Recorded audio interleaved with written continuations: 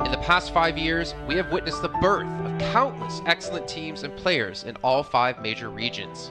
They are still remembered by us to this day.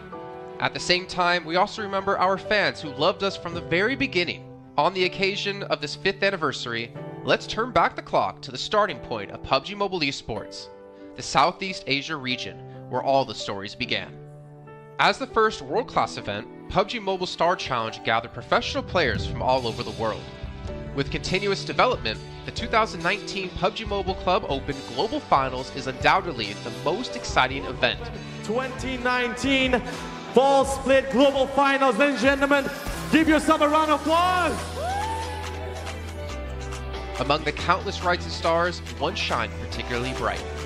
Bigatron Red Aliens, a team from Indonesia, Bigatron Red Aliens! just got first place in the PMCO Southeast Asia Fall Championship, earning the chance to compete in the PMCO Global Finals in Malaysia. In the subsequent prelim stage, intense competition kicked off immediately.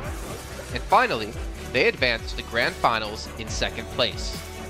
BTR demonstrated impeccable strength in the competition. By the end, BTR was leading the lobby by a significant 106 points, bringing the first ever championship title to the SEA region.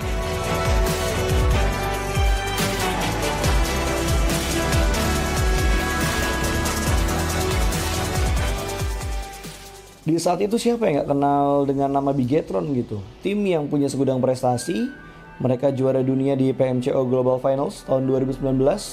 Mereka banyak banget melahirkan pemain-pemain berbakat, Zuxi, Luxi, Ryzen, Microboy. Terus habis itu Zuxi, Luxi juga saat mereka menjadi juara dunia, mereka berada di masa prime-nya mereka banget. PUBG Mobile Esports always strives to develop and grow year after year. That's why we made sure to continue the support and build the SEA region. In 2020, the improvement of the competitive schedule introduced the World League, which later became the World Invitational. We also launched the PUBG Mobile Pro League, where even more outstanding teams joined the competitive stage. In the 2020 PMWL, BTR once again clinched the championship in the East. This had given Southeast Asia the title of the strongest region in the world. They hoped to continue their legacy at the PUBG Mobile Global Championship, the pinnacle of PUBG Mobile esports. However, BTR was not able to repeat the performance from the previous year. Top 2 teams is going 10 goals left. This round, winner, chicken dinner, Nova XQL. With the rise of Team Nova, countless brilliant moments were had, but this also left many players with regret. After BTR Red Alien won at the Global Championship in Kuala Lumpur, we thought C region was the best. We thought nobody could beat C region except maybe RRQ Athena, maybe Illuminate the Murder, maybe Mega Conqueror, but C region was the best at the time. And we get to the league. We heard of a team called Nova. We thought maybe this team is not that good. On the contrary, they owned all the teams. They were very good. Let's move forward to the year 2021. With continuous efforts, more teams and players joined the Pro League. For example, Xavier, who placed third in the 2020 PMWI East League, also secured second place in the PMGC East League. FaZe Clan also made their debut on the world stage. Có thể nói 2021 là năm thành công nhất của Dingo Xavier trên đấu trường quốc tế, khẳng định vị thế và tên tuổi của Việt Nam vô cùng mạnh mẽ. Còn với FaZe Clan, đây là năm đầu tiên họ đặt chân đến với giải đấu cao cấp nhất của PUBG Mobile, nhưng lại khiến tất cả những đối thủ khác đều phải dè chừng và e ngại. Undoubtedly, the year 2022 has brought the greatest changes to the SEA region.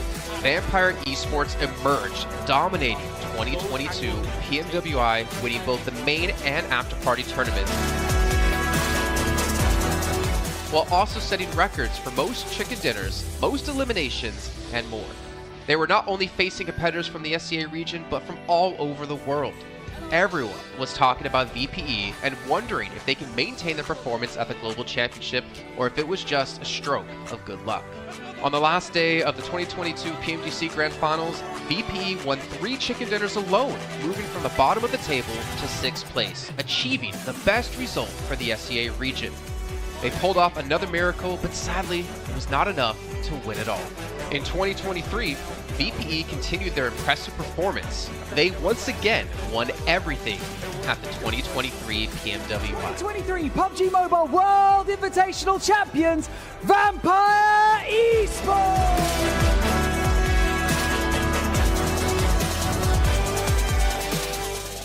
ก็ย้อนกลับไปในปีที่แล้วนะครับเอาจริงก็ผมมองว่าน่าจะโอ้โหไม่มีใครที่จะมองว่าทางฝั่งตัวแวมไพร์จะซักเซสได้ถึงขนาดนั้นนะครับเพราะยุคนั้นเหมือนทุกคนจะโฟกัสไปทางฝั่งตัวอินฟินแล้วก็เฟซแคทที่มีแบบว่าผู้เล่นดังๆนะครับแล้วก็ถ้าจำมันได้เหมือน PMGC ปีล่าสุดมากินไก่แบบเบิ้ลติดๆกันในวันสุดท้ายเหมือนเอาจริงน้องๆก็เคยบอกเลยว่าเฮ้ยเราเครียดกันไปหรือเปล่ามันเป็นตัวเองดีกว่าเล่นแบบปล่อยจอยได้แบบจอยเลยสุดท้าย3จะติดจบอันดับ6ของโลกซะอย่างนั้นนี่นะครับแวมไพร์สปอร์ตเหลือเชื่อจัด But don't forget, Alter Ego, an Indonesian team, showed a very strong performance by winning the Super League twice. The SEA Super League was an upgrade to the previous championship, which by many is considered to be the most competitive league in PUBG Mobile. They could potentially become the next legend of the SEA region. Untuk dibilang legend, gua rasa belum sih untuk Alter Ego. Walaupun mereka sempat ngedapetin back-to-back champion untuk di PMSL 2023, itu menurut gua hanya sekedar untuk ngasih pembuktian gitu bahwa Indonesia tidak kehabisan pemain berbakat. Ya mungkin contohnya Rosemary gitu. Datangnya dia ke Alter Ego tuh bener-bener jadi ujung tombak untuk Alter Ego. Dan gak berhenti di Rosemary. Masih ada Alpha juga yang didatangkan oleh Alter Ego untuk mengisi kekosongan atau kekurangan dari Alter Ego. Dan gue rasa PMGC 2023 ini akan menjadi ajang Global Championship pertama gitu untuk Rosemary dan juga si Alpha. Jadi wajib banget kita nantikan performnya mereka di PMGC 2023. Dan please di notes pastikan tonton Alter Ego sampai akhir. Of course, there are many more teams we haven't mentioned, but these teams will all take part in the 2023 PUBG Mobile Global Championship. So what do you think? Who will be the ultimate winner in this year's PMGC? Will they be from SEA? Well, there's only one way to find out. Greetings, PUBG Mobile players! The long-awaited Frost Festival is about to commence. In the new version 2.9, we'll be introducing battles filled with a frosty atmosphere. Snow Battle is coming to town. Furthermore, you'll also get to experience updates to World of Wonder and Classic Mode. So let's dive right into it. In the Frost Festival, we'll be bringing you a series of snow-themed content, including a new Snowy Village-themed area, fun interactions with snow pals, and snow-themed items for more gaming fun and excitement. When miraculous December comes, the frosty world will undergo some magical changes. Stay tuned for updates. Don't miss out. First, let's take a look at the new themed area, Snowy Village. The village covers a wide area of 280 by 150 and has loads of supplies. It's located near Stalber in Arendelle, Iceborg in Livik, and Goroka in Vikendi. In addition to the buildings on the ground, the underground area of the Lucky Ice Tower is also worth exploring. Make use of the 2-story layout to experience a completely new battle experience. Sound the bell in the Lucky Ice Tower, and you can even summon rewards. Additionally, the village also has a snow rail, which can help you quickly move around in and gather supplies. It allows you to navigate flexibly between different areas of the village and also swiftly relocate to advantageous positions during battles for your team to counterattack more effectively. Of course, you should always remain vigilant to avoid becoming the target of an ambush. What's more, the village also features a special two-seat vehicle, the reindeer. It's also a great choice for transportation as it allows you to swiftly move all over the map. For intense battles, we've also prepared festive and practical battle equipment for you, the Snowball Blaster and Snowboard. The Snowball Blaster can be used in many ways and has loads of functionality. When you aim it at the ground or a building, it can create a snow pile cover for you. When used on enemies, you can temporarily transform them into lively snow pals to restrict their movement. When facing bodies of water, you can use the Snowball Blaster to freeze the surface so that you can walk on it. It's definitely a practical yet entertaining weapon. After transforming into a lively snow pal, you will be unable to use firearms to do battle. You'll only be able to rely on basic actions such as walking, running, jumping, and swimming to evade enemy pursuit. It takes some time before you can revert to your human form. Let's build a snowman together. The snowboard will also bring you a whole new experience. Apart from helping you glide and move on various surfaces, it can also be used with the Snowball Blaster. Explore the many possibilities and use these two items to have all kinds of fun. We've also designed various interactive mechanics, such as searching for snow toddlers, lucky ice, and the snow blast zone. When you encounter a lucky snowman on the map, don't be in a rush to leave. There are 4 lost little snowmen hidden near the lucky snowman. Search for the 4 hidden snow toddlers and bring them back to the large snowman. You'll then receive a token of gratitude. There are lots of lucky ice scattered across the map. Shatter the ice to get the supplies inside. Try using a melee weapon to break the ice more easily. Furthermore, you'll find that snow has engulfed some red zones on the map, and the falling snow will bring about many interesting effects. Players within a snow blast zone will be transformed into a lively snow pal if they're hit by the snow. If the snow lands on the ground, a snow pile cover will be created. In this World of Wonder update, we'll be introducing a brand new transformation skill gameplay and a catch me hide and seek gameplay for you to enjoy the transformation skills to the fullest. Of course, you can also use this skill to create more interesting creations. We've also added a Snowy Village map template to celebrate the Frost Festival with creators. Additionally, we've also made some updates and improvements to gameplay devices, game parameter settings, and the editor. For more details, please follow the official PUBG mobile community. We'll continue introducing the latest WoW content to everyone. As for Classic Mode, we've also made some improvements to vehicles, firearms, creation mode, emotes, settings, and more. First, we've enhanced the designated marksman rifles. Some DMRs can be equipped with the full auto mod to fire in full auto. We've also improved the attributes and handling of some vehicles to enhance your driving experience. We've also added a new garage mechanic. From now on, you can choose your dream ride during matches. Meanwhile, we've also added a custom SFX adjustment feature. You can adjust the volume of some sound effects to whatever best suits you. As for creation mode, we'll be introducing some quick view features for watching the victory dance and fireworks displays and the new Frozen Kingdom themed performance in order to provide players with more possibilities for creative content. Furthermore, we've expanded the emote backpack. Now you can equip more emotes before entering the battleground. That's a wrap for the main content in this new version. In addition, new content will be added to the popularity battle event, Metro Royale, and season rewards. For more details, follow our official PUBG mobile community. Snow Battle is coming to town. Winner, winner, chicken dinner. In 2020, while the eyes of most PUBG Mobile viewers were focused on Southeast Asia as well as other regions, there was one region in particular that went under the radar, the 2020 EMEA League. Numerous teams from different regions were fighting for a spot in the 2020 PMGC. Among them, the teams from the EU region were the most dazzling. Canada Power, which had previously won 3rd place in the 2020 PMWL West League, managed to break through and eventually won 6th place in the 2020 PMGC. Class Dilge Athletics from Turkey also successfully took 8th place. For the entire EU region, this was a great start, and in the future, the EU region would grow into an even stronger region. The EU region seems to have endless potential. They always have a number of astonishingly talented newcomers.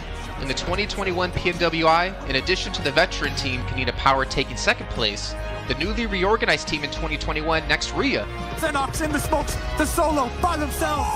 surprisingly won 3rd place. The EU region seems to just have endless potential. There's always a number of astonishingly talented newcomers coming up through the ranks, developing their skills, and in 2021 at the PMWI, you had some of the veterans there for sure. Kanina Power taking second place, an incredible performance coming through from them to get that second place. But not only that, you had the reorganized team for Next Ruya in 2021 who won PMPL Turkey. They came first in their region and then were invited on the back of that to the PMWI West to take third place. So these new talents working as this new roster at the time, a phenomenal resurgence there, and there's so much more left in the pipeline, I'm sure, for this region. I'm really excited for what the future has, and I can't wait to see what they've got. In the 2021 PMGC, teams from around the world gathered once again. First of all, worth mentioning is that among all the participating countries in the grand finals, Turkey had the most with 3. Among them, teams like S2G and Next Ruya finished 4th and 6th respectively. This was a massive achievement. The efforts of the EU region are constantly bearing fruit. Now they just needed an opportunity. 2021 yılında Dünya Şampiyonası istediğimiz gibi başlamıştı. Çünkü West aşamasında 3 takımımızı birden ilk 6'ya sokmayı başardık ve büyük finallere 3 takımımızı göndermiştik. S2G 4. olarak buraya katılma hakkı kazanmıştı ve kadrosunda Rip7, Timber, Kalse, Silas gibi isimler vardı. Büyük finallerde ne yapacağını çok fazla kestiremiyorduk temsilcilerimizin, çünkü dünyadaki takımların iyi performansları söz konusuydu. Büyük finallerde temsilcimiz S2G 4. olmayı başardı. Nexu'ya 6. olmayı başardı. Maalesef Fenerbahçe ilk 8'in dışarısında kalmıştı. Ama bu takımın ileride çok iyi şeyler vaat ettiği konusunda herkes hemfikirdi. Next, let's go directly to the 2022 PMGC. At a time when everyone was focusing on whether Nova could win 3 consecutive championships, a team that was not originally a favorite to win was about to become the focus on the stage. S2G performed consistently in the first 2 days of competition, always maintaining a position at the top of the leaderboard. And on the final day, S2G changed its conservative tactical strategy and sought to gain more elimination points in the last few rounds. And in the last round, S2G secured the championship with 15 elimination points. The champion of 2022, it is S2G! They finally broke through and made history for the EU region. 2022 Dünya Şampiyonası bizi büyük zaferler getirdi. Tabii ki Dünya Şampiyonası başlamadan önce bu zaferlerin geleceği konusunda çok bir fikrimiz yoktu. S2G kadrosunda bazı değişiklikler yapmıştı. Takıma yeni katılan oyuncular vardı. Özellikle Reis ile birlikte takımın form seviyesi gerçekten çok yüksekti. 2022 Dünya Şampiyonası finallerine 2 takım göndermeyi başarmıştık. Bir tanesi S2G, bir tanesi Fireflux. Maalesef 2 takımımızın kaderleri birazcık farklı oldu. İlk günden itibaren S2G sürekli olarak zirveyi kovalarken Fireflux için işler iyi gitmemişti. 3. gün geldiğinde S2G güzel maçlar geçirdi ve şampiyonluğu Türkiye'ye getirmeyi başardı. Bu Türkiye e-spor tarihindeki en unutulmaz başarıydı. This year, the EU region has continuously produced even more strong teams. First of all, G Gladiators won first place at the 2023 PUBG Mobile Pro League Spring Regional Championships and third place in the 2023 PMWI. Veteran teams like Next Ruya and Kanina Power have been performing better and better this year and successfully qualified for the 2023 PMGC. Subsequently, hot recent teams like Mad Bulls, BRA Esports, Major Pride, Melise Esports, Demorte, among others from EU, have also successfully gotten a spot in PMGC. They all look forward to continuing the success of the EU region in 2023. There are many questions surrounding PMGC. Will S2G successfully defend their championship? Will another EU team lift the trophy? Could it even be a team unexpected to win it all? Let's witness it together in Turkey.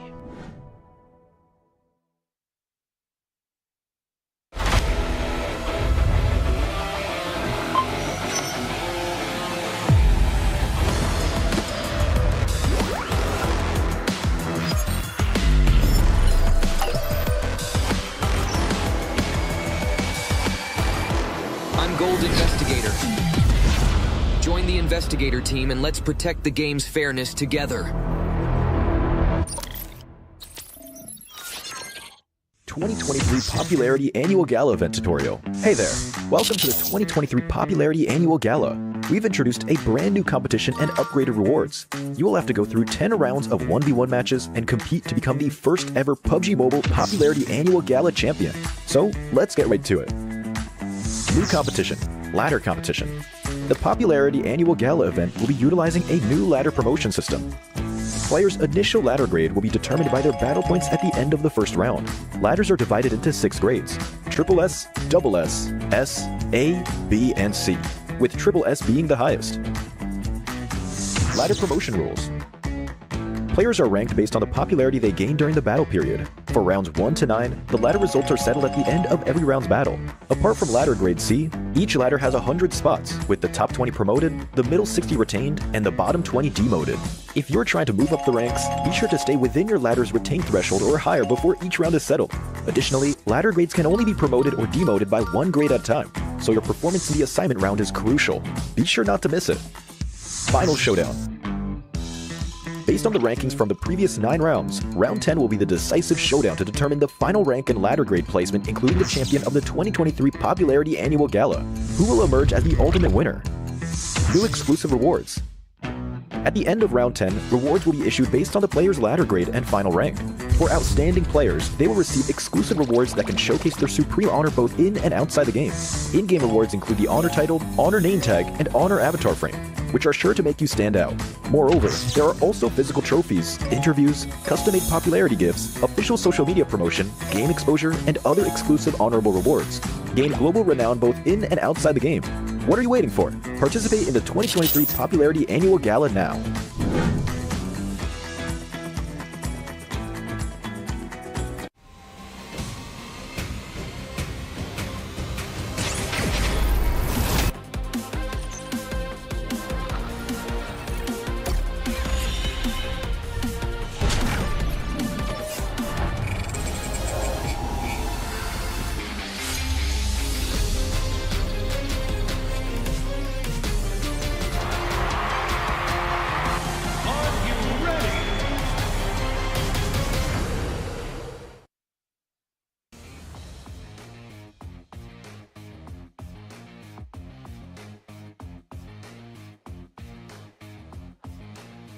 Welcome back to the PMGC 2023, and this is going to be the last chance stage here. And I'm live in Malaysia, Battle Arena PJ, with me none other than Potato coming out from Alter Ego. Now starting off our questions and brief interview for the day. Now, for Alter Ego, you guys were PMSL champions back-to-back for 2 seasons, but it feels like there's a lot of challenges for you in the PMGC League stage. What was the biggest difference if you compare during the PMSL and even the PMGC now? Oke, jadi buat Alter Ego sendiri, kalian itu back-to-back champion di PMSL dan sekarang kamu berada di survival stage PMGC. Jadi apakah perbedaan di antara PMSL dan PMGC itu sendiri? Oke, kalau perbedaannya menurut kita sih dari segi adaptif di tim-tim global ini ya. Karena dari segi adaptif atau adaptasi mereka sangat-sangat kuat lah.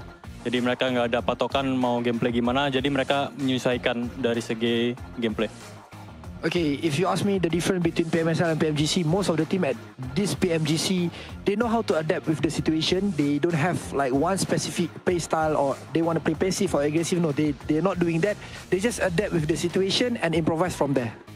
So I guess that's the biggest challenge for them as well then. And now, based on yesterday's matches, are there any adjustments? Since today is your last day playing as well, you have to wait for tomorrow. Will there be any adjustment for your team to just make it for the next stage and get a better result? Oke, jadi buat hari ini adalah hari terakhir buat Alter Ego sendiri.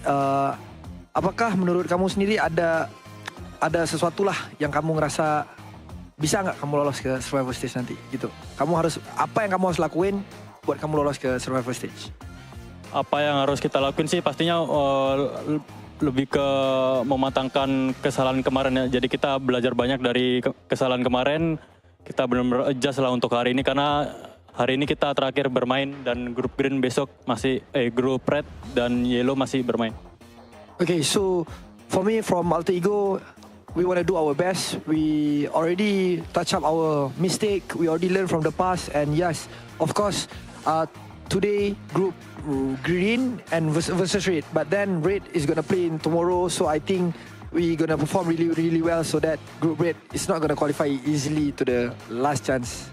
Now I'm gonna touch that for a bit more. Since you mentioned about your mistakes yesterday, and it's so hard to actually identify your mistake in a very short time, can you state out some of the mistakes that's quite major for your team?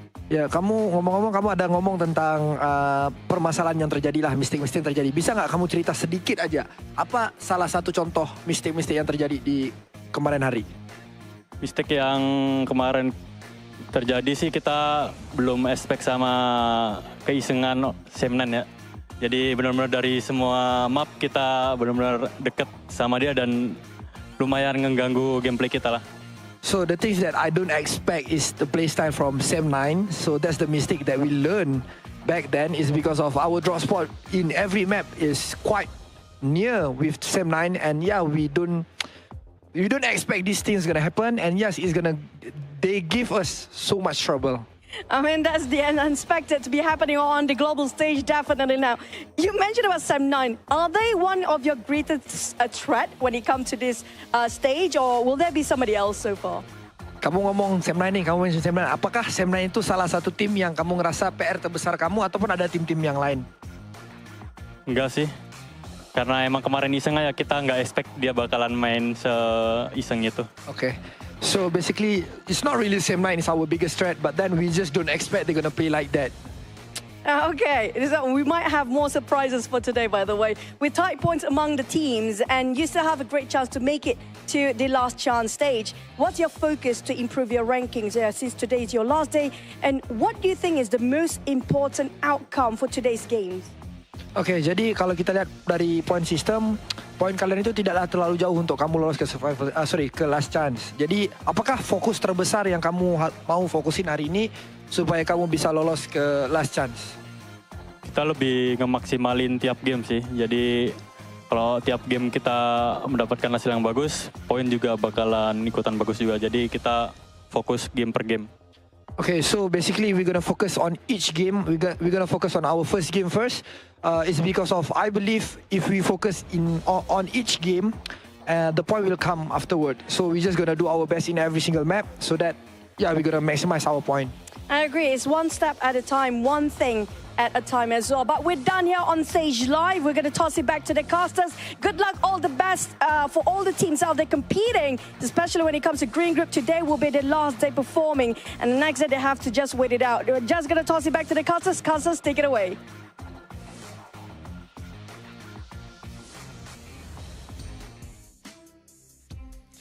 Well, as you heard there, Potato, Altigo, and all the teams from Group Green, this is your last chance, your last 6 matches to get as many points as possible and potentially keep yourself in the safe zone. I'm Jason Kaplan, and we got Maxman and Kalaris here on the desk to break down everything happening, obviously, yesterday and what's to come up today. And honestly, Max, well, no, wait, I'm not going to go to you, Max. I'm going to go to Kalaris first. Altigo had a rough day, to say the least. Yes, they did, and I VOD reviewed them quite extensively. So obviously we heard in the interview there that, Sem9 was one of their downfalls. Luckily for them, they're not playing today. However, I think that is not the issue for them. Yesterday, the issue for them in 4 games out of the 6 was unnecessary risks. You think back to the Sandhawk, you get caught in the water, BTR takes you down, you're done. You think, and the other water scenario on Erangel as well, that was not required whatsoever. The first game on Erangel, where they're coming late to the circle, they're trying to go for a central spot. You're too late. Try and play edge instead. Again, another unnecessary risk. And then finally, Sem9 on Erangel being able to take them out when they're trying to find cars, right? So all of these unnecessary risks that they're taking could be easily mitigated if they're just playing a bit more mature PUBG Mobile and trying to play a bit more of a controlled style. Well, there you go. Before we can hop into some more analysis here, Max, I know you're just ready to talk. Got to remind you guys at home about the Infinix GT10 Pro official smartphone here at PMGC 2023. And while you're on your new lovely device, make sure you check out TikTok with the tag PMGC 2023 to find out some stuff behind the scenes, hopefully some interviews, hopefully anything for you guys to watch. And of course, if you do post about the event, make sure you use the hashtag as well. But Max, as you heard Kalaris break down Altigo, there's another team out there we really have to focus our attention on, a team who had a special invite into the group stage. It's G Gladiators. I don't know. I don't know if I want to talk about them. I'm making you talk about them. I don't know. I want to talk about them. I mean, Gladiators, we expect more, right? I still believe in the Gladiators cheese. They're going to cheese until the very end here, Jason. They're going to maybe qualify to the survival stage, to the last chance, should I say, with just a few points. But I want to look onto other teams possibly, because we got also a big shift of groups, right? And one of the few teams that's been added to the mix today, I'm especially excited to see play, is going to be Enigma Galaxy. They played exceptionally well back in their Group Red, and especially with Koops, he was the second top fragger of his group. One of the best pickups, I would say, in the entire year of PUBG Mobile Esport, right? With how they are able to take these fights now, how aggressive they are. I'm especially interested to see how they're going to fight for their spot in Pachinki on Erangel against, I believe it's Deep Xavier, how that really unfolds. But Enigma Galaxy has to be one of the teams that everyone is looking at to qualify for the Grand Finals, so they're a very big favorite for me here going in these matches. I'm hyped for them. I'm also hyped for Duxan as well, because South Korea, let's go. Here we are. They're awesome. They're awesome. And I mean, to be fair, they had a great start to their group initially, and they kind of fell off slowly as time went on. But I've said it multiple times, as South Korea constantly gets more and more days, more games on the board, they're great at assimilating information. All of their teams, all of the teams that qualify for PMGC. So I'm hoping for Duxan to prove big here again today. That was great analysis about Gladiators, by the way. I was going to say, well, that's great stuff to talk about, obviously, Enigma Galaxy and Duxan. But, Max, I really want to hammer home about Gladiators here. My attention actually are over towards potentially Inco Gaming, because obviously they've seen their brethren teams of Alpha 7, of Loops, of Influence Rage perform pretty well. I'm curious to see if they can rise up and be another Brazilian strong power team. But also, and Hyper, because the roster they ended up fielding in Group Red wasn't the roster they ended up fielding in Americas, or the team they ended up fielding in North America PMPL.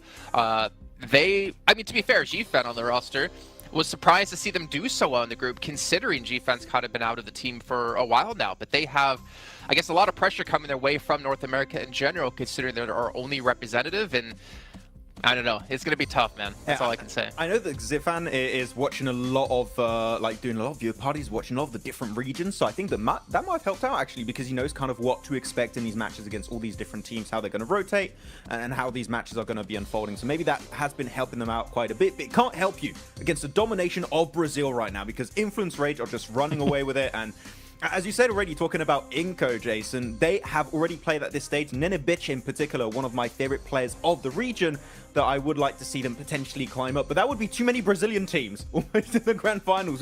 There can't be all of them. That's not possible. Or could it? I don't know. We'll see. Obviously, still a lot to come up down the way. But we can see a comparison here of Mad Bulls up against Enigma Galaxy. And Mad Bulls obviously struggling when it came to placement points, able to put up a ton of eliminations and obviously double chicken dinners as well. We could see just obviously the performance when it came to group stage quite different when it came to eliminations. For me, Enigma Galaxy, I do feel like they were the one surprise for me, especially out of Group Red, to not advance through to the Grand Final straight away. I mean, they just fell short of Morph by a few points here and there, because Enigma Galaxy had a great start, and we know this team as a very formidable roster. I mean, I think a lot of people put a lot of stock in if Koops is gone, then if he's eliminated early, then maybe they don't have much legs to stand on, but I don't necessarily hugely agree with that. Of course, he is a force to be reckoned with, right? And somebody that is going to be sitting very strongly with him, as you can see with the 43 eliminations. But this team still is able to play a macro game, even if Koops is gone. It's just that he is quite the powerhouse to speak of. I mean, thinking back to PMWI, Max, we did see Koops kind of be similar to Nomi, similar to Matic. He was kind of off by himself, but also the funny thing was he was the tip of the spear, it seemed, in most parts. He would be like the first one to cross the roads to get position for his team, but he'd be so confident and so successful to be able to do that it allowed Enigma Galaxy to kind of adapt their style quite a bit to how Koops can perform to his best. If you're Enigma Galaxy, you don't need an IGL. You just need to, Koops is engaged, we just follow Koops. Enable him. No, just enable Koops, exactly, to kind of take these fights, because clearly, as you said, he is the spearhead of these scenarios. He is the one that is leading the charge for this fight. And a lot of the time it's very successful when it works out that way. And the rest of the team, sure, they can frag out. We know Lord, we know Freak, we know how Rauf can also pop off in these matches, but clearly it's just the setup around Koops. If he gets knocked, pick him up. You want to keep him alive as much as possible, which is what I wanted to see almost from Quest with Al-Hajj, but it's just not been the case. Al-Hajj has been going out early, so it goes to show how important it is to keep a star player like Koops alive until the very end, because it increases your odds of winning those matches pretty significantly. So yeah, I hope that it's going to work out for them, though. If you're looking also on this graphic, Radio Seal, currently Reject, we had some great moments, right, Kalaris, in the group stage. that they've been a little bit invisible currently at the start of this tournament. There's still a bit of time for them to come back and hopefully qualify for the last chance, but Reject have not had the start I was expecting, and that might be also off the back of that long break between Group Green and now this point of the tournament. Honestly, I have a bit of a grim outlook for Group Green, in my opinion. We'll take a look at some of the highlights, because, I mean, you've got 6 of their teams not able to make it happen yesterday, right? I think Alter Ego was the top out of those 6 teams with 22 points, and that's kind of why I focused on them a little bit in my VOD review from day to day, because I do feel like Alter Ego is the one that can try and get out of that rut that Group Green has put themselves in yesterday, because it is their last chance today.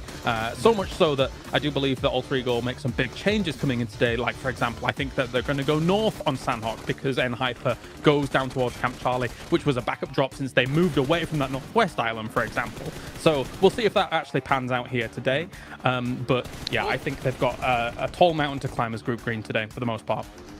I will say this, I'm 100% in agreement with you, Klaus, but one thing we can't forget about is that the difference between 16th place and 8th place is 15 points. Now, obviously, if you're Melise here in the situation, that's over doubling your points, but it's not that big of a gap at the moment, so it's really going to come down to those potential 1, 2, 3 points. That means whether you're into the last chance or your unfortunately PMGC run will be done. So it's still extremely close, but yeah, it is kind of eye-opening, Max, as we look at Group Green just struggling down towards the bottom of the leaderboard. Yeah, actually, I got a few numbers right now. Group Yellow, on average, have 40.5 points. Group Green have 26.3. So there's a pretty significant disparity between the teams that are between these two groups. It is going to be a bit rough. There's room for them to, of course, catch up here, but as we know, for the survival stage, it's only 2 days. The team of Group Green only have 6 matches remaining to have an impact on the leaderboards. And after, I mean, Kalaris in esports, this is always the worst scenario to be in.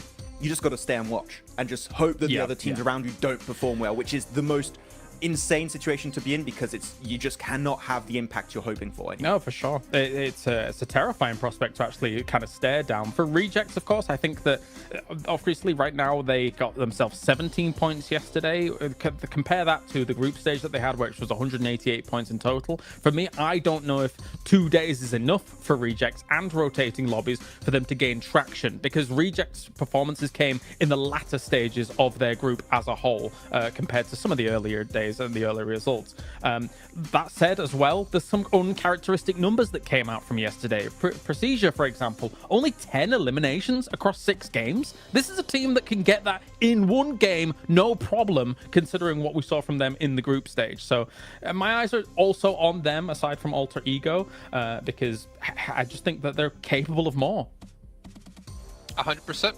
I completely agree, and unfortunately, just not seen out of them and the Twins. But you know what? Obviously, rotating groups. I think for me, as you kind of mentioned, right? Like, we have rotating groups. It kind of doesn't favor some of the teams. But for me, PMGC is always about finding the best all-around team, because there's so many different kind of mini tournaments within tournaments, right? You have your group stage where you play out the same teams over the course of 3-4 days.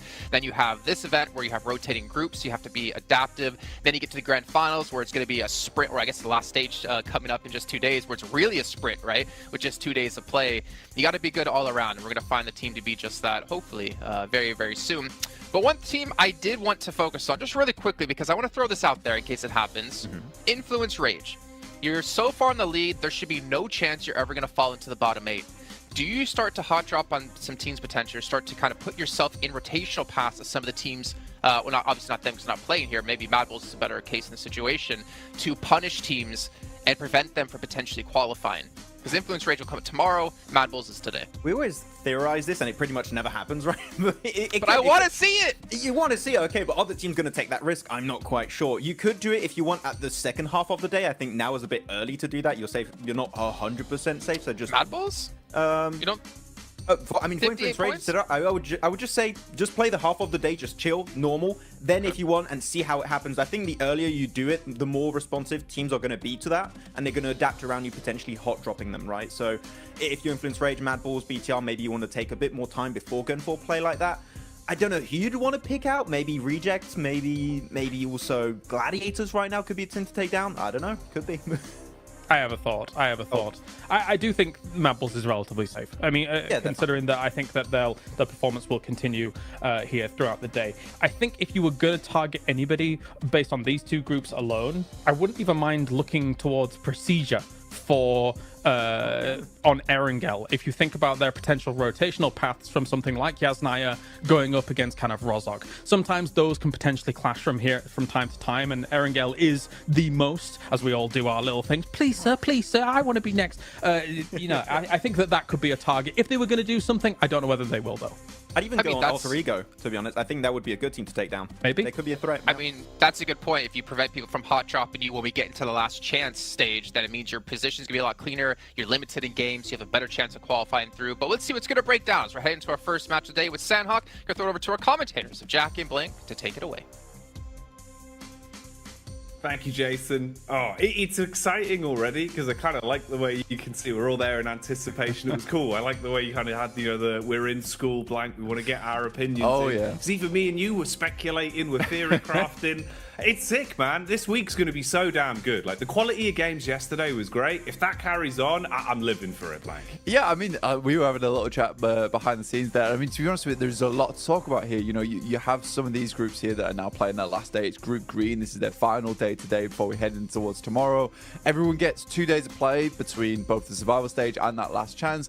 And some of the players, some of the teams in Group Green are in real danger right now. It's a stressful experience. U2 Alliance, they look happy, they look ready to go, they look very, very excited to get things on the road here. They had a pretty good upwards trend over in their group. Didn't start off so strong, but ended it quite significantly well. Obviously not getting in towards that direct invite stage, but yeah, for Group Green, things do get a little tough here. And we were chatting about, like, there's really only a couple of teams from Group Green that we actually thought were fairly decent towards the end of it, and it kind of felt like the group of death. But the more we look into it, the more we see there's actually some very, very good teams in some of these other groups that definitely deserve more praise.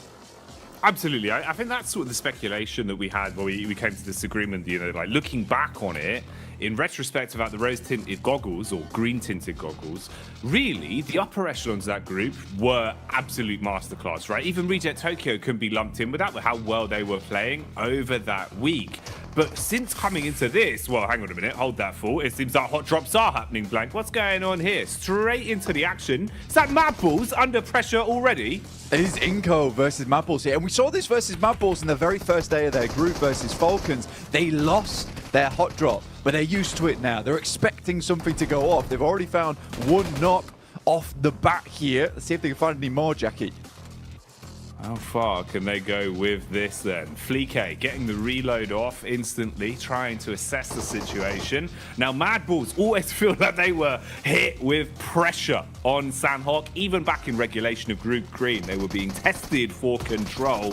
Inco are the ones that are starting to show up here, though. Early damage done. Fleek down by the DBS. Another knock coming in, Blank. Bit of a trade, but now we're seeing them both be severed. Lots of damage across either squad now. It was one apiece, but Inco were able to get that res off there. Vitali will finish off Fleek in the meantime. Zerich desperately trying to hold his own. Becker trying to head down the stairs. Nice little peek out coming through from Inco. Only one Mad Bull left remaining, but it's Tulika. He was having a fantastic day yesterday. Not about to let this game slip out of his hands, but he's only got one teammate left to bring up. But a huge amount of damage onto Squash.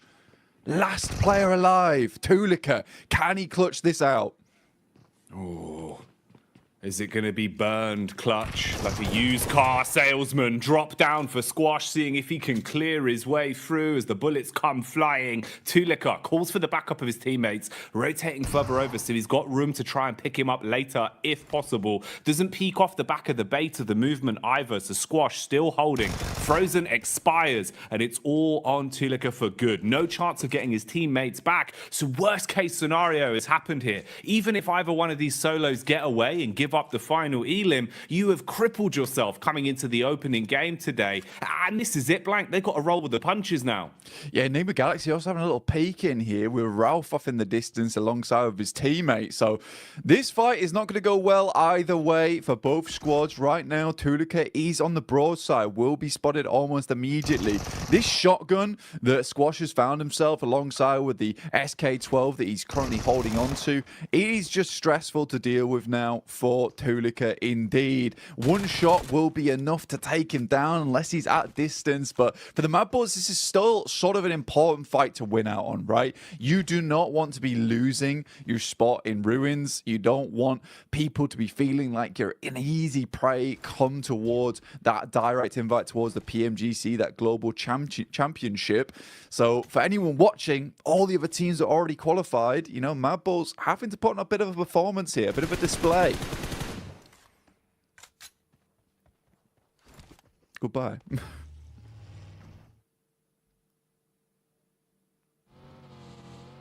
And with that, Tulika will move onwards. Ralph takes out the final player there from Inco. Difficult stuff ahead now for Tulika himself. Be moving forward here, Jackie. Oh man, that is a rough way to start this off, Blank. You know, we're coming into it thinking that we have time to speculate, give a bit of a lay of the land, if you will, for our viewers at home.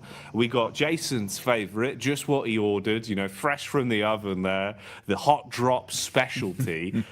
Mad Bulls just walking away with just the one man as well. The worst case scenario, really, Blank. And then a third party to steal that last elim. Ooh, wrap that up in a neat little package. If that isn't a little taster of the sort of shenanigans we're going to be seeing today, then I don't know what would be. You know, maybe like a beef stroganoff. Yeah, I mean, for some of these teams, some of these squads, right, it was kind of interesting because we were sort of speculating, is Mad Bulls going to want a hot drop? In the end, they have to, but it's Inco who does engage that. And I think for Inco, maybe not the greatest thing to happen. I mean, we were talking about how, you know, here on Sandhawk, you do want to try and get as many points as possible, squeeze out as much as possible from this map, because you're only going to see one of it anyway. You don't want to go heavy on these games. Tixie all by his lonesome here. No one else to help him. He's got a DBS versus the three-man squad here of Quest. Easy, straight around the corner. Easy two-pump, double barrel action. Straight into the face of Kitsune as well. Causes him to go bounding around like a very aggressive bunny rabbit. And he's put the foot down, Blank. At least hits onto a one. The sprint out as well. Basically just offering themselves up as sacrifice there. Those are some freebies for Gladiators. You get the response in as well for the situation. Get everyone back on their feet. You're going to be happy with that. Yeah, you got to be really, really pleased with the fact that Tixie's able to hold his own on this compound. It is typically where Tixie does play as well, over towards this eastern side, able for the rest of the team to get over towards him as well. And I think that is nice. That's a nice regroup coming through from Gladiators. A lot of times they've been fairly slow on that approach. If one player is all on his lonesome, backup doesn't come half as quick enough a lot of times. So for Tixie, he is thanking his teammates, clapping them on the back there. That is a very, very pleasing result for Gladiators. Not so much for Quest, currently on 13 points. It's not really looking too good for this team, even after the absolute mad plays we saw from Al Haji yesterday. I don't know how much further Quest is going to be able to get into this tournament, but I think next year is going to be a really good year for Al Haji, no matter what team he's on. I think they've done well, at least in kind of winning the hearts of the fans a little bit as well, with the time we've seen from them on camera, the way they've come across in their interviews, and the resilience we saw, at least in regulation, back in Group Green, right? You know, for them to actually fight through and even still be in the tournament in a position where we can still be talking about them right now, Blank, at least for me, was impressive. It just felt like there was a little bit of room for them to get another step forward. It's a shame how some of the games have gone for Quest, especially yesterday. It was rough. It was raw. Misery back on screens here, though. Evos instantly aggressing, looking to try and build themselves a few points on this one. Misery got the early knock off with the UMP. Redface and Co now moving in to clear out the upper compound as well, and flushing their way through anyone that dares to peek into them. Yeah, it's a nice little fight there from Pasija Evos versus N-Hyper, leaving them down to one player now. And I think for Pasija Evos, this is very well set up. Yesterday didn't look too great for Pasija Evos. I mean, they were doing extremely well over in our group stage, but kind of fell off just a little bit there towards our first day of play for Group Green. 21 points, though. It's not terrible. It's not ideal either, but it's good enough. Pasija Evos, it is just Misery now coming up against some of the players here from NASA. Xenox will open things up. what more can he get done? Bullets down range early on. It's good high ground, good position to be in. They've got a great understanding of where exactly they could be potentially fought from. Bit of a move on the go here as well as we see the rotation from Evos off the back of their cleanup. Now finding a bit of a safer compound to play in, but they've been startled, detected from across the road. We're lying in wait. It's Melise of all squads. I hit and miss yesterday, Blank. Honestly, to be fair with you, mate, I feel like we saw a truer test of them, at least in Group Green. You know, from what we saw yesterday, it felt like they were struggling a little bit. Even CEO later, there were times where it felt like this guy was a bit of a one-man army. I don't feel like he was as quick to the mark yesterday. I'm hoping, obviously, with a day of rest, you've come back in a little bit more fresh-faced today. Would like to see some improvements from them today.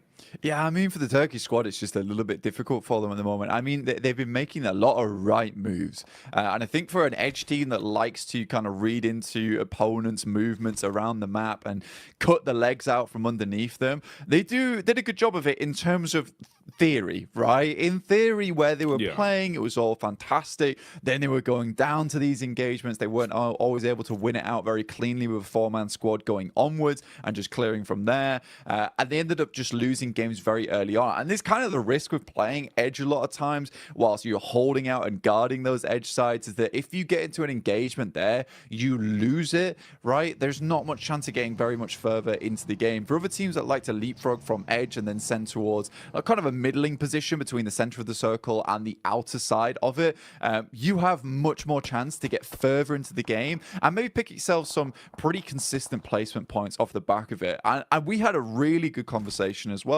yesterday, or even this morning, actually, bloody hell, mixing up my time zones. It's all going so quickly right now, where we were talking about, you know, look, some of these teams yesterday just came out absolutely swinging, and I think in this format you have to, whereas other teams sort of got in their own heads a bit.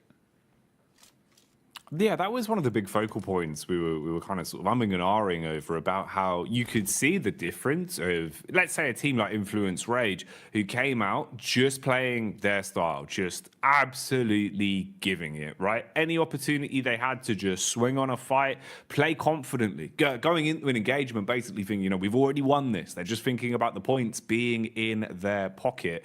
You're going to have so much more of a better time of it than going into it giving so much respect to teams, overthinking these situations. And we've seen that change. A lot of our squads from Group Green, it feels like their play styles have kind of flip-flopped more so than anything compared to what we were seeing during that regular point. This is an interesting one, actually kind of ties into that. You can see here, Reject Tokyo at least getting a bit more confidence to fight and contest for center control. A little bit lucky there in terms of the draw of the circle, but it works out. You've got a compound, you're in a good spot, and they're going to be pleased with this, mate. They'll be chuffed with that, Blank, because when they had center control, when they felt comfortable early in a compound, this is where we saw some of the better games from Reject, because honestly, they're great on defense, good comms. It just felt like getting there was rough for them. They've been playing a lot of Edge, and it hadn't been working out too well. I'd hope that would be a positive change. Bit of a fight potentially developing here as well. You've got the push up the hill. Focus is drawn from NASA towards the backside, but a few bullets whizzing on by. Room for a bit of a scrap here.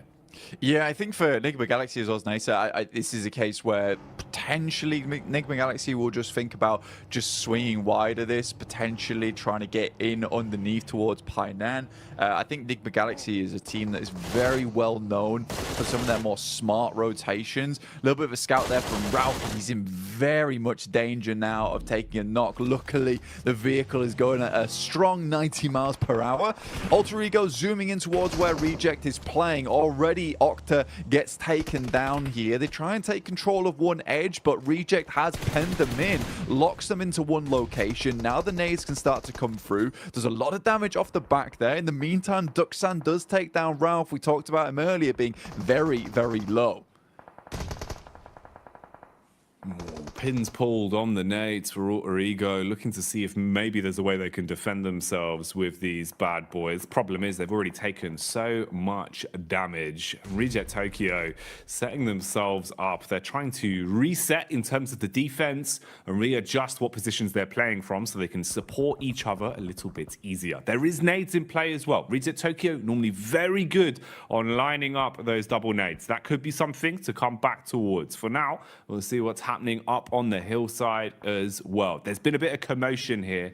Teams have been making their presence known, and that high ground control is going to be worth its weight in gold the longer this one goes on. So pressure being applied there. Rotation coming in as well. You got Alliance on the move as they start to make their way over. Drop in the smoke so they've actually got some cover to work with. And you'd need it because Melisse are close by and they're eagle-eyed, Blank. They've got eyes like a hawk. Yeah, for Yudu, this is probably one of the toughest rotates currently happening on around the map, where they're sort of locked in between DX as well as Melisse Esports, and DX has a fantastic control of his high ground. Something we saw a lot from them yesterday is identifying some very strong positions on the map, but also being really good at holding them down. Not necessarily always in compounds, just in certain areas of the map where they have that high ground control. They can play around a little bit of hard cover and go from there. Circle moves very hard towards that north side. Now, that is a little bit of grace given towards MB Esports. They can use that to their advantage. You do Alliance, they take a knock in Flax, and a quick heal goes over towards Fatar there. So very, very immediate response from Yudu Alliance, but I don't think it's going to be enough here. I think they're just caught on with the worst end of the stick out of the lobby. Probably the only team that's going to suffer in the next minute or so, I would say.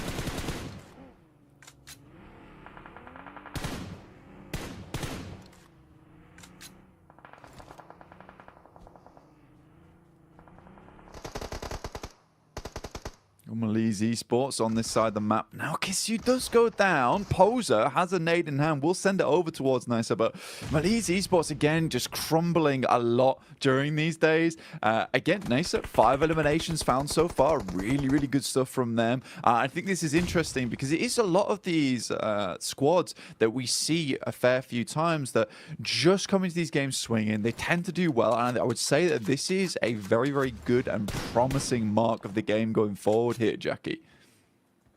I'd agree with you, man. It feels like, actually, we're getting into a bit of a groove now, a bit of a stride for some of our teams. A lot more aggression displayed early game as well here with the culmination of the two groups we have in today's lobby for survival stage. Now, they were being pulled and pushed in multiple directions here. It felt like they weren't quite sure which fight they wanted to set their gaze on, but now they've been thrust into one. They have to try and survive, taking a ton of damage up against Evos. Good lay of the land from Link as well. Knows to look towards the distance, can see just over the ridge side where his next opponent is coming from. They've got an understanding of where exactly he's playing towards, but with the bullets connecting, they're going to start to farm up these elims. Melisse, meanwhile, are crashing down as well. This is Yudu Alliance still trying to push over that hill. They've been doing this for quite some time, Blank, and maybe it's going to start to work out. Nice connection onto Levites. He's dropped and finished off for good, and they're still pushing in. Yeah, Cluck's doing a really good job here. I actually like the thought process we saw from Yudu Alliance. Unfortunately for them, DX followed them down on that south side, which is a really cool play from DX. You don't a lot of times see teams chasing on this situation. In the meantime, Reject desperately trying to hold on towards their central compound. They left it, they moved towards that north side, but they did face off versus FaZe. But they're currently still in a strong position. Gladiators, for them, this game is very, very important. They already started things off really well with a 4 limmer. It would be absolutely strange and weird circumstance that we see Gladiators get the majority of their points done on Sandhawk. As we know, they are horrid at this map. This is a map that they do not find a lot of success on, but already they're up to 7 eliminations. With 4 players alive, this is starting to be a really good run for them. There's an itch in the back of my brain just reminding me of one of the Sandhawk games we saw from Gladiators quite some time ago, Blank. And I just remember it starting off in the same kind of way. When the pressure's on Gladiators, when it feels like, the story's not going to happen. The crazy comeback towards the end is never going to be there. It feels like finally that Cinderella story won't be written. Something like this happens. We've seen it before on Sandhawk. I don't know what causes them to play like this sometimes, but they've certainly had their breakfast this morning, and they're coming out with some fiber numerous maneuvers, looking very solid in the moves they're making. 7 elims to the name, Blank. How much longevity have they got on this one? We'll keep our eyes on it because Gladiators need a good game, and the individuals are playing to prove that. Yeah, they desperately do. Right now, facing off versus Duxan, not an easy team to go up against. MBE Sports, they lose Fistboy on a knock. That's to DX, who are doing a really good job over on this eastern side, just clearing their way through. Up to 3 eliminations now. Alter Ego also chiming in. Bit of a better rotate from them over towards this south side, able to take over that compound that Reject were holding on to. I think a lot of that comes off the back of the fact that Gladiator was able to get some really good pot shots between the windows, knock some of the players from Reject. Very much slow them down, bog them down. More nades sailing in from Gladiators, taking out the remainder now of Duxan. FaZe spots out some of the players from Gladiators, will take some pot shots towards them, over towards that western side. Chow gives his life for the rest of the team, but it's just Paragin now. With Lamborghini down, he is able to get in, but this is more of a survival game for them. Great circle here for the Gladiators. The last minute men, as usual, very much feels like back towards my university days, where the deadline's looming and then suddenly I'm in the library for 24 hours. That's how it always goes with Gladiators, man. I sympathize with a lot, Blank. I'm the same. Unless the deadline's there, it's not getting done. And that's the way they play. And honestly, it's working wonders for them right now. Again, you know, with every time we're looking over to them, they're starting to build up more elims. And like you're saying, zone-wise as well, they're in a good position to make a play off this. The one awkward encounter in the dead center as well is Reject Tokyo, now basically being the Reject duo, with all of FaZe in full force around them as well. So not really what you want to be. A bit of flat sharing going on, and that's illegal. It's called subletting, Blank. FaZe are going to clap back onto DX as well, finding a way to peek through the windows. An assault onto Paragin. That's an unlucky knock. Yeah, I think right now, even though he's able to get Lamborghini up, it was kind of for nothing. This little high ground that Gladiators currently have control of was so fortuitous that they got the circle on this side.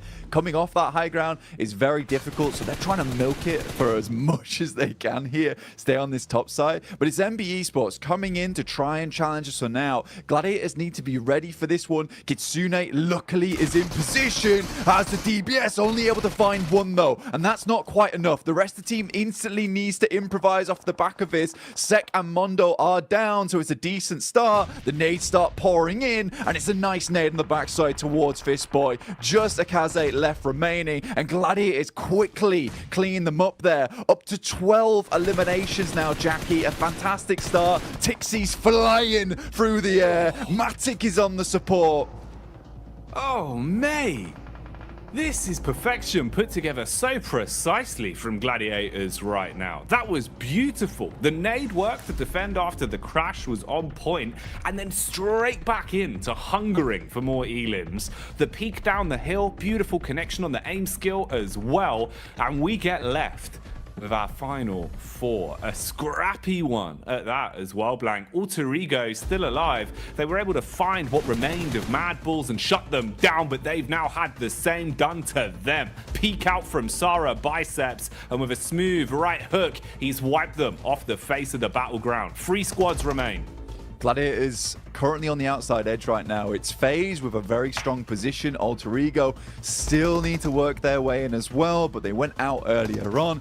Reject holding on. It's a good little game for them, but for the Gladiators, more points would be absolutely gorgeous for them here. If they could win out this game, they'll send themselves tumbling towards that top side of the lobby after just one match. So 20 points. Realistically, if they can get themselves 25 after this, they'll be very, very safe. It'll give them a buffer. They still will need to put in the work after the rest of the day, but they'll be in so much better stead. And taking that pressure off yourself this early on in the day is so, so nice.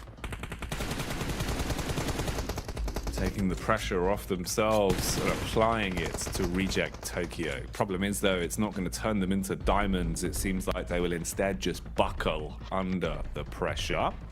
Bit of a peek out here from FaZe, though, as Gladiators encroach further on the compound, closing in on them, using their utility to try and blow Lufa out of the equation. Nade after nade barreling through. Swing from FaZe on the stairway as well. And that connects. Sameku left black and blue, down on his last legs now as they first onto him. Gladiators with only a duo remaining, Blank. I think regardless of what happens there, I think Gladiators are fairly pleased with this result, right? Meku was always left behind to try and help the rest of the team get further up. Now it's Matic in a 1v3 scenario. It's going to be very difficult for him to pull this type of thing off. Goes for the pre-fire as the circle starts to push all these players in. Has an idea of where they're swinging. This rock is really nice to play around, but Onzen, he's on the prowl, and it will be found by the rest of the team. Mormon finishes off Matic. Regardless, FaZe picks himself a nice win from a very easy rotate on that north side, but for Gladiators, that could have been a lot more for them. Either way, I think it was around about 15 eliminations they finished that game with the 6 points on top of it. 21 points is just a very, very nice start for them. And you know what? Jason might have been right to bring them up at the start of the day. It's crazy, isn't it? You know, we sit there, Jason brings out all his storylines that you think are never going to happen. And I think we hit the mark for 3 out of 3 of Jason predictions all in one game. So he's doing well today, Blank. He's doing well. Oh, look at the dance. He's happy. He's pleased with that one. I mean, starting off the day with a win here for Mela is really, really nice for him. He's got his hot water bottle in hand as well, mate. Oh, yes. Taking the heat to the next level. This is why FaZe are winning. Right? They're bringing the heat in. They're warm. Exactly, Blank. That's madness. They got the moves inside and outside of the battleground, and they got the chicken dinner to boot as well. Can't turn your nose up at that one. But I think we do have to give a little bit of eyesight over towards Gladiators, looking at the stats in terms of what they got up to on that one as well. Yeah. That's a big game from them, right? They're actually fragging as well, Blank, which I think makes the world of difference in the sense of confidence. It's what we were talking about way back at the start of the game. At least now, having a high elim game, it should perk you up a little bit. You're not going to feel so somber throughout the rest of the day. Yeah, I mean, the teamwork looked really, really good there from the Gladiators towards the end, and that's what you want to see overall. In the meantime, we're going to send you back over to the other team over on the desk. The desk team, the best team here. Like FaZe could get their victory on the board here, starting things off strong for Group Red. But to be honest, there's a lot of moving parts and a lot of working parts in this one that allowed quite a few other teams to have some decent results. You know, Max, I know you didn't want to talk about him at the start of the day, but I'm going to make you talk about him now. No. It's G Gladiators. Okay, you know what? They got himself some wins. I can give you that much, Jason. I think Kalaris was talking about that. The eliminations kind of got fed to them in weird ways, especially that fight versus Quest. Alter Ego changing their drop location to the Eastern Island, and Mad Bulls fighting Inko, which means that their rotation path here, Jason, is completely free. Even if you rotate late, you can make it through Trifecta. You can get access to Bootcamp Hill, and off the back of that, they can just start blasting at so many other teams like Duxan, Alter Ego, and get 15 eliminations on the board. They needed those points here because they were in a tough spot before here, and they already doubled their points. They had 20 points before this match, and now extra 21. That is massive for Gladiators. That might be exactly what they need to get themselves in more of a safer position, considering this is their last day of play overall. But another team we have to dive into here is Reject in particular, because the position they had, we were watching a little bit of a disagreement between you and Max in terms of what Reject decided to do as his own tried to center up on FaZe. So I think that they were trying to make the game-winning play, right? Like with some of their moves. They start in Trifecta, they had a 2-2, and they go to the compound, which in our region we see always as a focus point for some of these circles mid-Sandhawk. Now, they realized Alter Ego's coming in behind them. They made a ridiculous blitz through. It was risky, but they actually got a lot of points from it, 8 points in total. That's by the by. Rejects here from this point on tries to leave this compound and go north towards FaZe. I think they already took one elimination off of FaZe, so they knew that they were weakened, or in a weakened state, but it was very slow, very unsuccessful trying to breach the position of FaZe here. So I like that Rejects was trying a winning move, but it materialized. At least they got high up in this game, I suppose.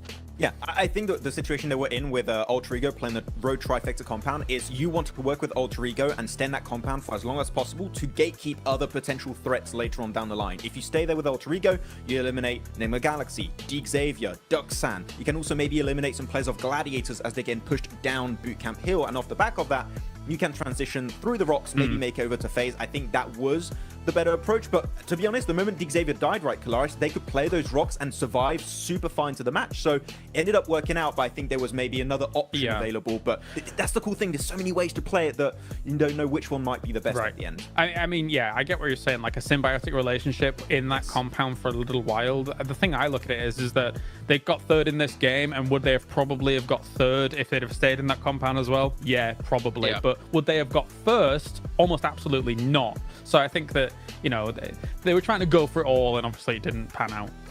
Yeah, and again, trying to make those plays that are really important for them, considering Reject coming into this one from Group Green. So they only have, well, now 5 matches left to go. They have to get as many points as possible. They have to make sure that to make the right decisions, though, as we did look at a drop as well between Mad Bulls and Inco.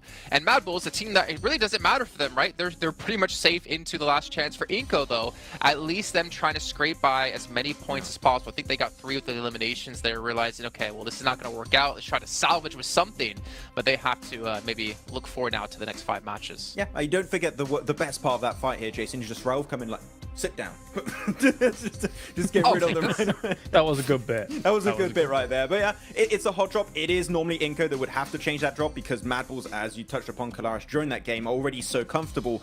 It is currently their fight to win currently in that position. If they win it, they clear it for the last chance. And Inco, they're just going to be maybe completely out of that position from the get-go. So yeah, Inco, cool. It's fair enough. There's only 1 of these maps per day. But you might want to try and think of avoiding those as much as possible because it can really impact your results over only 2 days worth of play. That is such a small amount of time that these hot drops can really impact your position. Yeah, it would be even especially more huge if there was more than 1 Sandhawk per day, right? But there's very little interest in giving up your position when you've done as well as you did like yesterday as Mad Bulls. One thing I do want to mention really quickly, because you said it while we were watching the game, and I kind of really liked the idea of it. We did see Altigo change the drop location, as was mentioned already on the desk here. They went up towards Cow. But then when the zone started to shift away from Corey, more centralized, and they were on the east side of Corey, you were talking about what do they do here in this position. And Clarence, I wanted you to bring that up just really quickly. Yeah, again, they're just playing really risky PUBG Mobile. Like going for these wide rotates, going up against Quarry, which is a very difficult place to transition away from. They have to bomb it through to try and make something happen. If they'd have come in from the north, it might have just been an easier time. But yeah, they did all right. But it's, again, very risky PUBG Mobile here. Yeah. High risk, potentially high reward for Altigo, who desperately need every single point they possibly can in our final 5 matches. And it's time to head into our second match of the day, which is our first Erangel of the day with Jackie and Blake.